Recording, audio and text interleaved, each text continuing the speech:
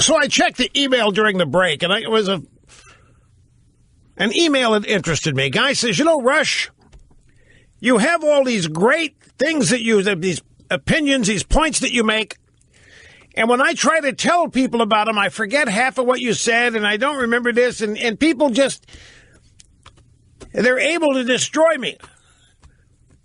I've been there, folks. I have been right where you are.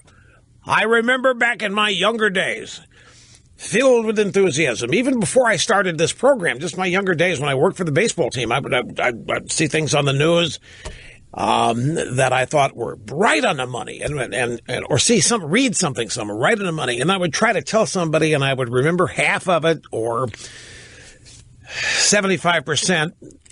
Well, who's the source? They would ask. I'd say, well, I read it here. Anyway, they were able to poo-poo it. And I understand what's said on this program every day is voluminous. There's a way, though, that you need not ever have to encounter that situation. It's called rushlimbaugh.com. And you don't even have to become a member. This is not a sales pitch. If you do become a member, you have access to a whole lot of things like DittoCam, the Rush Limbaugh Show app, Limbaugh letter, access to archives at the wazoo, the size of an encyclopedia. But even if you don't want to do that, everything like the last two segments of the previous half hour, well, even the last hour, nuked the New York Times and the Washington Post, nuked them with facts. Okay, that probably made an impression on you, and you can't wait to tell some budding leftist the truth. And you'll start to, and you'll not remember some of it. You can always circle back to rushlimbaugh.com. It'll be right there. The transcript will be right there. Everything I said, you can print it out, and every source link that I cite will also be there for you to click on. So you'll never have to worry about remembering anything. Just go to, if you're going to talk to somebody that you know is going to disagree with you or try to trip you up, before you have the conversation, just go to rushlimbaugh.com and read the segment that you heard. It's all transcribed. And for the most part, the transcriptions are pretty good. We have to rush it. We update the program now as things happen. We don't have to wait until 6 o'clock every day to do the whole thing. So it gets updated as it happens. Just go to rushlimbaugh.com and find the segment. It's easy because if it happened that day, it's going to be prominently displayed. And read the transcript. If you want, print it out. But every source link that I use to make a point is also there that you can click on as backup. If you run into people, well, you know, Limbaugh, he makes things up. Limbaugh just lies. You can nuke him, folks. It's right there at rushlimbaugh.com.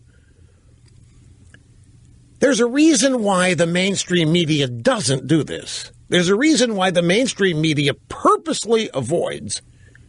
They never call me to ask what I said. They never call me to ask what I meant by what I said. They never go to rushlimbaugh.com to find out what I said. And they never go to rushlimbaugh.com to find the links that help me put together what I said. They go to a website that purposely lies about what I said, and they report that because they're not interested in what I really said. They're interested in destroying it if it's true and effective. So if you constantly or frequently or even infrequently find yourselves or yourself in a conversation with somebody and they totally misunderstand. Like, say, for example, this Washington Post story that they ran yesterday, this blockbuster that the Norks all of a sudden have 60 miniaturized nuclear warheads. But you heard me say that that's 4-year-old news, that it happened in 2013. And when it happened, Obama was president, nobody did anything. You can tell somebody, that's not true. Limbaugh made it up. It isn't true. He just makes what he does. He makes things up. No. He said it. I heard it. But you won't remember the various sources that I cited. So www.rushlimbaugh.com, and right there it will all be. Well, yeah, I started as a disc jockey when I was 16, right? Talk show? Like the first real talk show like this? 1984. So I was, listen, 1960, you're trying to get how old I was? Well, in 1984, I was 33, and I started when I was 16. So 17 years of radio before I got the chance to do what I really wanted to do the way I wanted to. Why? What does that matter? Not well. I'm 16, 17, 20 years old. Well, I don't know about nuke. Look, the point is, no matter how right you are, you're always going to have people reject it. They don't want to believe it's true, or there's all kinds of personality types. You know how tough persuade. How many people do you say the truth to? And oh, yeah, I never looked at it. That doesn't happen very much, right? They don't want you to think that you persuaded them. They don't want you to think that you're smarter than they are, so they'll fake it. That's not true. That's a crock. Or, yeah, I knew that. I heard that. There's nothing new to me. Whatever. But for those of you who are routinely challenged, rushlimbaugh.com. It's all going to be there. That's why I refer to it as almost encyclopedic in terms of the wealth of knowledge. And it's accumulated for nearly 30 years. Well, how old the website is, or was it a website in 88, obviously. You know when Netscape went public? 1995. In fact, this date, 1995, the Netscape IPO. And that, many people think, is the day that the Internet actually exploded and blew up. Netscape was the first browser.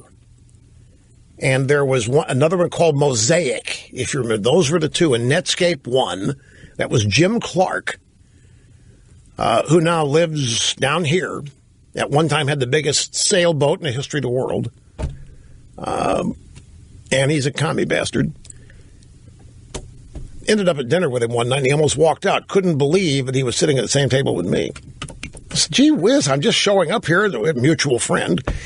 At any rate, Netscape IPO, and the people that put it together were expecting it to go for $28 a share. It ended up closing at $50 a share. It just blew the lights out. And many people think that is the actual beginning of the explosion of the Internet reaching everybody. I mean, the Internet, as Al Gore invented it, was only for climate scientists to share propaganda. Just kidding. It was a military. The Internet actually was an existing network for military usage, and there were other users, scholars, and other esoteric people things. This date, August 10th, 1995. So my point is, in 88, we started, there wasn't a website. But when we did finally start the website, we had much of that day because we were transcribing the program anyway.